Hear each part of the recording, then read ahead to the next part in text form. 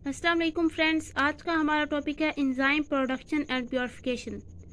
अगर आपने अभी तक हमारे चैनल को सब्सक्राइब नहीं किया तो वीडियो देखने से पहले हमारे चैनल को सब्सक्राइब कीजिए और बेल आइकन को दबाना मत भूलिएगा। चलिए अब चलते हैं टॉपिक की तरफ। Enzyme production and purification.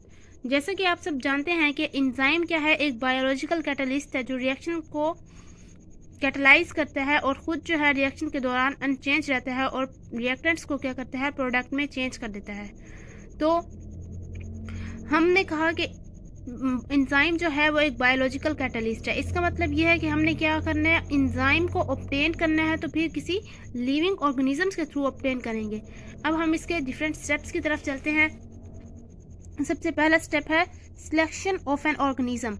किसी भी लिविंग ऑर्गेनिज्म से हम इसको ऑब्टेन करेंगे तो इसका मतलब है कि ये हम फंजाई से, बैक्टीरिया से, हायर प्लांट से और डिफरेंट एनिमल से भी हम इसको ऑब्टेन कर सकते हैं। इसकी जो भी परसेंटेज है, मींस फंजाई से हम 64% चांसेस है कि एंजाइम्स प्रोडक्शन कर सकते हैं, बैक्टीरिया के जो है वो 24% और टोटली स्ट्रेप्टोमाइसिस को इंक्लूड करके 26% हम एंजाइम्स प्रोड्यूस कर सकते हैं बैक्टीरिया से। हायर एनिमल से 6% और हायर प्लांट से 4%। इन प्लांट्स और एनिमल से हम इंजाइम्स जो है उसको हासिल करने में थोड़ा सा टाइम लगता है, क्योंकि जो एनिमल्स हैं और जो प्लांट्स हैं उनकी जो है वो ग्रोथ में काफ़ी टाइम कंज्यूम होता है, इसलिए हम उनसे कम परसेंटेज में इंजाइम हासिल कर सकते हैं। लेकिन हमने यहाँ पे सूटेबल ऑर्गेनिज्म ऐसा चूज़ करना है जो क्या करे, जिसकी रैपिड ग्रोथ हो और जल्दी से वो ग्रो कर जाए और ज़्यादा से ज़्यादा इंजाइम हमें दे। तो इसके लिए हमारे पास बैक्टीरिया जो है वो बेस्ट है, क्योंकि बैक्टीरिया का ग्रोथ टाइम क्या है, 20 मिनट्स है। 20 मिनट्स के बाद 2 से 4 बैक्टीरिया बन जाते हैं और फिर 4 से 8 नेक्स्ट 20 मिनट्स में। इसलिए हम क्या करेंगे, बैक्टीरिया को ही सिलेक्ट करेंगे अपने इंजाइम्स प्रोडक्शन के प्रोसेस के लिए। जब हमने इंजाइम्स की प्रोडक्शन के लिए कोई भी ऑर्गेनिज्म जो है उसको सिलेक्ट कर लिया, तो उसके बाद फिर हमारे बारी आएगी फॉर्मेशन ऑफ कल्चर मीडिया।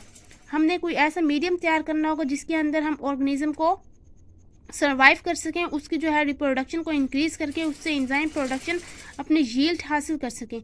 तो इसके लिए 2 तरह के मीडियम होते हैं। एक जो है वो लिक्विड मीडियम है, जिसके अंदर हम ऑर्गेनिजम्स को ग्रो करेंगे। ऑल न्यूट्रिएंट जो है वो उस लिक्विड मीडियम में ही होंगे, ऑर्गेनिज्म उसी मीडियम के अंदर ही रिप्रोड्यूस करेगा और हमें एंजाइम्स की प्रोडक्शन को बढ़ाएगा। लिक्विड मीडियम के बाद अब बारी आती है सॉलिड मीडियम की। सॉलिड मीडियम में हम किसी भी ट्रे को लेंगे, उसके अंदर हम ऑर्गेनिजम्स को सेट करेंगे और न्यूट्रिएंट्स को भी, लेकिन इसके जो है कुछ जो है वो हार्मफुल इफेक्ट्स हैं सॉलिड मीडियम के। ऑर्गेनिज्म जो है वो फूड ऑब्टेन करेगा लेकिन सिर्फ एक साइड से, और ये जो न्यूट्रिएंट हैं ये एंजाइम प्रोडक्शन में ज़्यादा हेल्पफुल नहीं है, क्योंकि ऑर्गेनिज्म जो है वो कम न्यूट्रिएंट को अब्जॉर्ब करेगा और इसके अलावा इसके ऊपर कुछ फंगल अटैक भी हो सकता है सॉलिड मीडियम में। तो इसलिए ये कुछ ज़्यादा बेस्ट नहीं है, सूटेबल मीडियम नहीं है एंजाइम प्रोडक्शन के लिए। हम आपको पढ़ सुनाते हैं। In solid medium organism absorb nutrient from one side and chances of contamination. जिस तरह मैंने आपको पहले ही कहा है कि कोई भी वायरल अटैक, कोई भी फंगल अटैक जो है वो न्यूट्रिएंट के ऊपर हो सकता है, बैक्टीरिया के ऊपर। इसलिए ये जो सॉलिड मीडियम है ये ज़्यादा यूज़फुल नहीं है, तो हम क्या करते हैं, लिक्विड मीडियम को ही यूज़ करते हैं। फिर हमने बात की एक्सट्रैक्शन एंड फॉर्मेशन। ऑर्गेनिज्म ने रिप्रोड्यूस किया, एंजाइम प्रोडक्शन हुई, अब हमने उसको एक्सट्रैक्ट करना है और उसको प्योरीफाई करना है, जो कि एक कॉम्प्लिकेटेड और कॉम्प्लेक्स प्रोसेस है। तो इसमें हम सबसे पहले क्या करेंगे, सेल वॉल डिस्ट्रप्शन। और ये हम सबसे पहले ऑर्गेनिज्म की सेल वॉल को डिस्टर्ब करेंगे ताकि उसके अंदर से हम एंजाइम को एक्सट्रैक्ट कर सकें। और इसमें हम किसकी मदद से करेंगे, by an enzyme lysozyme. Lysozyme enzymes को यूज़ करते हुए हम ऑर्गेनिज्म की सेल वॉल को डिस्ट्रॉय कर सकते हैं by using high sound waves की मदद से उसकी सेल वॉल डिस्टर्ब हो सकती है। फिर हम क्या करेंगे, ग्लास और silica beads are added in a medium and shake it and then it break the cell wall. हम क्या करेंगे, उस मीडियम के अंदर हम क्या करेंगे, ग्लास या सिलिका बीड्स ऐड करेंगे और फिर उस मीडियम में हम उनको शेक करेंगे। उस शेकिंग की वजह से क्या होगी, हमारे पास जो भी ऑर्गेनिज्म होगा उसकी सेल वॉल ब्रेक होगी और हम ईजिली एंजाइम को एक्सट्रैक्ट कर सकेंगे। फिर हमने बात की रिमूवल ऑफ सेल डिब्रीज, जो होगी किसके थ्रू, बाय फिल्ट्रेशन। और अगर बात होगी सेंट्रीफ्यूगेशन की तो ये बेटर है एज कम्पेयर टू फिल्ट्रेशन। इसमें क्या होगा कि जो हाई डेंसिटी सब्सटेंसेस हैं वो नीचे ही रह जाएंगी और जो लाइट वेट सब्सटेंसेस हैं लाइक एंजाइम्स वो क्या हो जाएंगी, वो ऊपर को आ जाएंगी लिक्विड मीडियम में। फिर क्या होगा स्टेप हमारा, रिमूवल ऑफ न्यूक्लिक एसिड।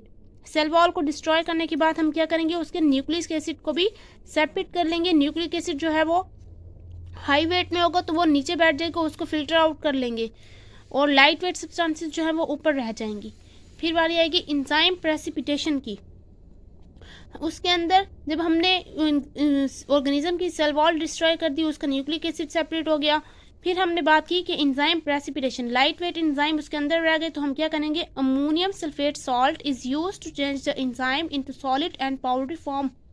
तो हम क्या करेंगे, जो लिक्विड होगा उस मीडियम में वो हम फिल्टर आउट कर लेंगे, बाकी जो इंजाइम रह जाएंगे ये लाइट वेट, तो हम इसमें क्या करेंगे, अमोनियम सल्फेट सॉल्ट को ऐड करेंगे, जिसकी वजह से इंजाइम जो है वो किसी भी सॉलिड फॉर्म में या फिर पाउडरी फॉर्म में चेंज हो जाएगा।